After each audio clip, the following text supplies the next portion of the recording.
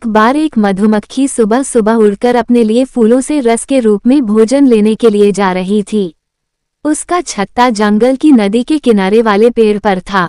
उसी पेड़ पर एक कबूतर भी रहा करता था, लेकिन दोनों में से कोई भी एक दूसरे को नहीं जानते थे।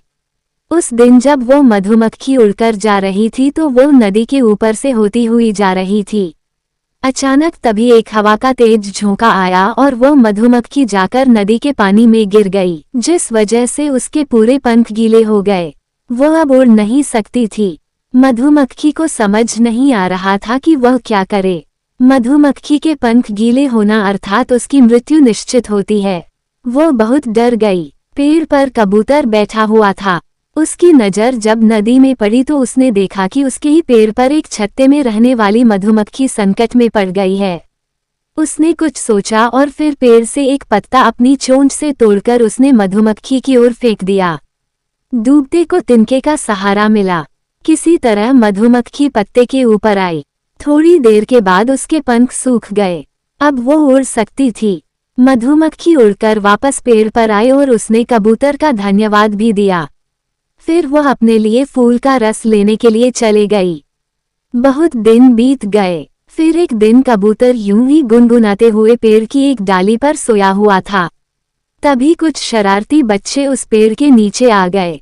बच्चों के पास गुलेल थी। वो बहुत देर से किसी पक्षी को गुकेल का शिकार बनाने की तलाश में थे और वे बच्चे किसी पक्षी का शिकार करना चाहते थे। अब मधुमक्खी उसी समय अपना खाना ढूंढने से लौटी थी। मधुमक्खी ने उन बच्चों को देख लिया और उनकी गुलेल को भी। बच्चे ने कबूतर की ओर गुलेल करके निशाना साधा। अब मधुमक्खी को बच्चे की करनी के बारे में पता लग गया। इससे पहले कि बच्चा कबूतर पर गुलेल चला पाता, मधुमक्खी ने जाकर बच्चे के हाथ में डंक मार दिया। गुलेल नीचे गिर गई और बच्चा जोर जोर से रोने लगे गया। बच्चे की चिल्लाने की आवाज सुनकर कबूतर जग गया। उसने सब देखा और सारी बात उसे समझ में आ गई। बच्चा रोते रोते अपने घर चल दिया और कबूतर ने भी मधुमक्खी का धन्यवाद दिया और आपस में अच्छे मित्र भी बन गए। शिक्षा: हमें हमेशा कठिनाई में फंसे हुए लोगों की सहायता करनी चाहिए।